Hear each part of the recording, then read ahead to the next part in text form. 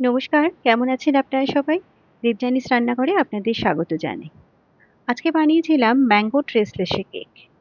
এটা কেক কাম ডেজার্ট যেকোনো একটাই বলতে পারেন। কারণ এটা কেক হলেও এটা কিন্তু একটা ডেজার্টের টেস্ট দেয় এবং এটা কিন্তু সার্ভ করা হয় একদম চিল্ড।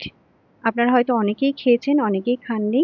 তাহলে রেসিপিটা দেখুন, ভালো লাগলে অবশ্যই আমার চ্যানেলটাকে ফলো করবেন আর একটা লাইক, শেয়ার, সাবস্ক্রাইব করে দেবেন। প্রথমে এখানে কেকটাকে বেক করে নিতে হবে। তার জন্য আমি এখানে নিয়ে নিয়েছি ময়দা, কাস্টার্ড পাউডার, চিনির গুঁড়ো, দুধ, বেকিং পাউডার, বেকিং সোডা। পরিমাপগুলো আপনাদের বলছি না, সেটা আমি লিখে দিয়েছি।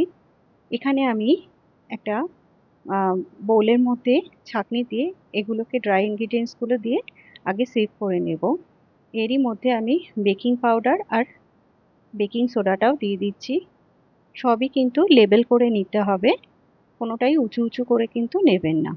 এটাকে ভালো করে ছেঁকে নিচ্ছি। এবার এটাকে ভালো মতো মিশিয়ে সাইডে সরিয়ে রাখবো। এখানে আমি একটা 6 ইঞ্চ কেক টিন নিয়ে নিয়েছি। আমি স্কোয়ার নিয়েছি, আপনারা চাইলে গোলও নিতে পারেন।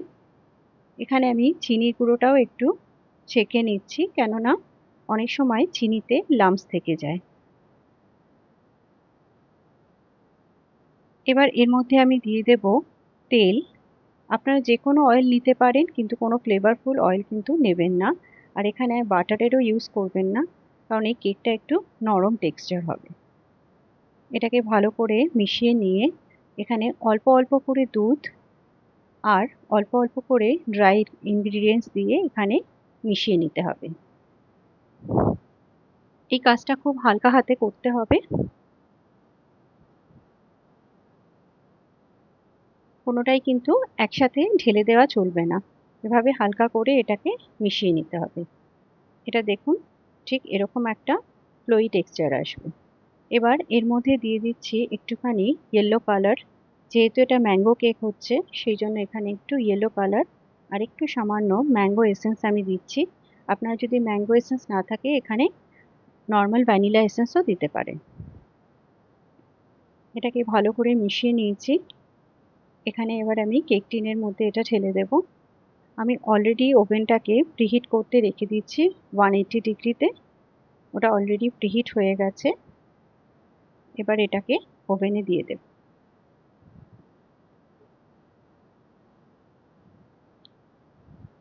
এটা কিন্তু একদম বেক হয়ে গেছে সুন্দর মতো। আমি অলরেডি এটাকে চেক করে দেখে নিয়েছি। আমার টুথপিকটা কিন্তু একদমই ক্লিয়ার আসছে। এটাকে একদম টোটালি ঠান্ডা করে নেব। এখানে দেখুন, এটা কিন্তু একদম ঠান্ডা হয়ে গেছে। এবার যেটার মধ্যে আপনারা বেক করেছিলেন, আপনারা সেটার মধ্যেও সেট করতে পারেন, কিন্তু আমার কাছে এরকম একটা একই মাপের কাচের বোল ছিল, সেই জন্য আমি এটার মধ্যে এটাকে সেট করব। এবার একটা কাঁটা চামচে দিয়ে এরকম ভাবে এটাকে একটু ফুটো ফুটো করে দিতে হবে। এভাবে পুরো কেকটার মধ্যে কিন্তু এরকম সেট করে দিতে হবে। এবার আমি এখানে নিয়ে নিয়েছি দুধ, কনডেন্স মিল্ক, আর নিয়েছি হচ্ছে আমুল ফ্রেশ ক্রিম, আর একটুখানি একটা আম নিয়ে সেটার মিক্সিতে একটু চালিয়ে নিয়েছি, যাতে এটা একটা ম্যাঙ্গো পাল্প তৈরি হয়ে যায়। এবার সব ইনগ্রিডিয়েন্টসগুলো আমি এক জায়গায় একটা বাটির মধ্যে মিক্স করে নিচ্ছি।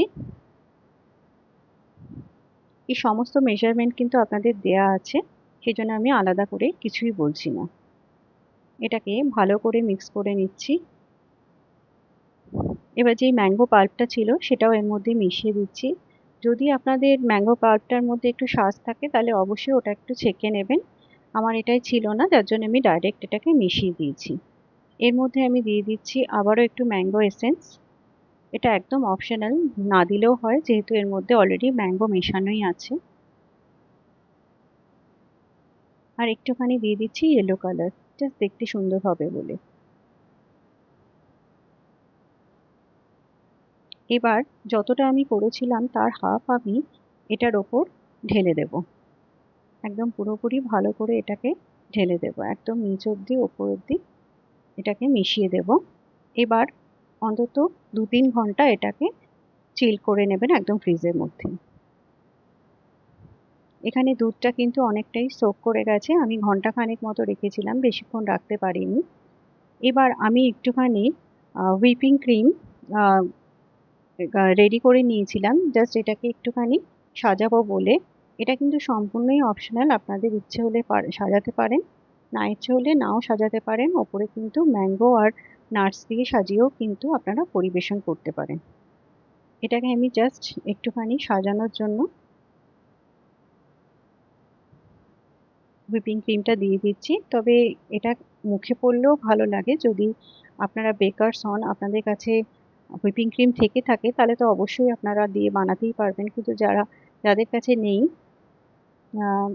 তারা কিন্তু নর্মালিও খেতে পারেন এটা। আর আমি এটা ওভেনে বেক করেছি, আপনাদের কাছে ওভেন না থাকলে কিন্তু এই একই প্রসেসে আপনারা কড়াইতেও বানাতে পারেন, কিংবা অনেকের কাছে আজকাল মাইক্রোওয়েভ থাকে, মাইক্রোওয়েভেও কিন্তু এই কেকটা বেক করে নিতে পারেন। আমি এখানে একটু আমের টুকরো দিয়ে এভাবে সাজিয়ে দিচ্ছি, আর ওপর দিয়ে দিয়ে দিচ্ছি একটু পেস্তার গুঁড়ো।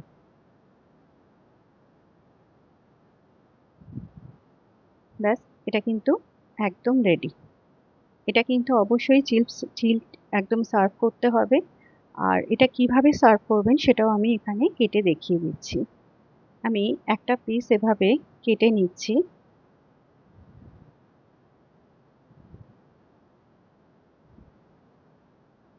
এখানে দেখুন।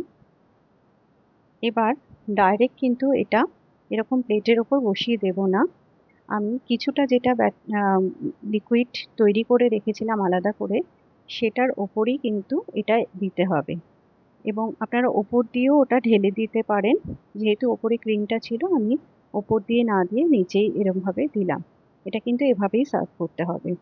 আশা করি আজকের রেসিপিটা ভালো লেগেছে। ভালো লাগলে অবশ্যই বানাবেন এবং আমাকে জানাবেন আপনাদের কেমন লাগলো। ধন্যবাদ।